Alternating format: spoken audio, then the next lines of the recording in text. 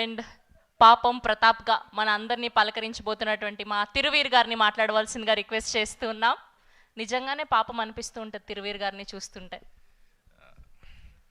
ఇక్కడికి వచ్చిన అల్లరి నరేష్ గారికి, హరిశంకర్ గారికి, దశరథ్ గారికి, బివిఎస్ రవి గారికి thank you sir, thank you so much. అదే కొంచెం నర్వస్గా ఉంది మాట్లాడడానికి. అండ్ మీడియా, నేను ఇంకా మర్చిపోలేదు, 4-5 నెలలే అయింది ప్రీ వెడ్డింగ్ షో రిలీజ్ అయ్యి. మీరు ఇచ్చిన సపోర్ట్ నేను ముసలోడు అయ్యాక కూడా మర్చిపోను. అండ్ ఏదో మాట్లాడదాం అనుకున్నాను, ఏం మాట్లాడలేకపోతున్నాను. మీరు గుర్తు చేశారు కాబట్టి అజయ్ ఘోష్ గారి గురించి చెప్పాలి. ఈ సినిమా చేసినప్పుడు ఆగండి సార్, అది సినిమా గురించి. మా ఇద్దరి అంటే అందరూ ఏదో హీరో హీరోయిన్ ఇదంతా అనుకుంటున్నారు, కానీ ఒక తండ్రి కొడుకుల బంధం గురించి ఈ సినిమాలో తను రాశాడు నరేష్. మా నాన్న లేడు కానీ చాలాసార్లు మా నాన్న ఉన్నట్టు ఇలాగే ఉండేవాడు అనిపించింది నాకు.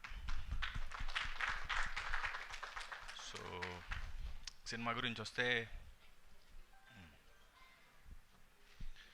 పాపం ప్రతాప్ నరేష్ చెప్పినప్పుడు, నరేష్ సార్ నేను ఒకటే మాట అన్నాను, ఇప్పటికి కూడా సినిమా ఎలా వచ్చింది అంటే ఈవీవి గారి సినిమా ఎలా వచ్చింది అని చెప్తున్నాను. నాకు అదొకటే మాట వస్తుంది.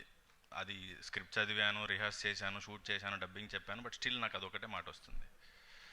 సో సినిమా విషయానికి వస్తే, మగాడంటే ఏడవకూడదు, భయపడకూడదు, బాధపడకూడదు, ఇలా ఏవో చెప్తూ ఉంటారు, కానీ మగాడు కూడా మనిషే. దాని గురించి బాగా చెప్పారు సినిమాలో. అండ్ లాస్ట్ 20 సెకండ్స్ ఒక బిట్ వస్తుంది, అది చూసినప్పుడల్లా అసలు నరేష్ ఎలా ఊహించాడు ఇది అనిపిస్తుంది. అంత మంచి క్లైమాక్స్ ఇచ్చాడు సినిమాకి. అండ్ పాపం ప్రతాప్ అంటున్నారు కదా, ఏప్రిల్ 17వ తారీఖు మా బుజ్జమ్మతో మీ దగ్గరలోని థియేటర్స్కి వస్తాను. పాపం ప్రతాప్ వీర ప్రతాప్ అయ్యాడని మీతోనే అనిపించుకుంటాను. Thank you. Thank you Thiruveer garu, thank you so much. And ఇప్పుడు మా కల్ట్ కెప్టెన్ హరీష్ శంకర్ గారిని మాట్లాడవలసిందిగా రిక్వెస్ట్ చేస్తూ ఉన్నాం.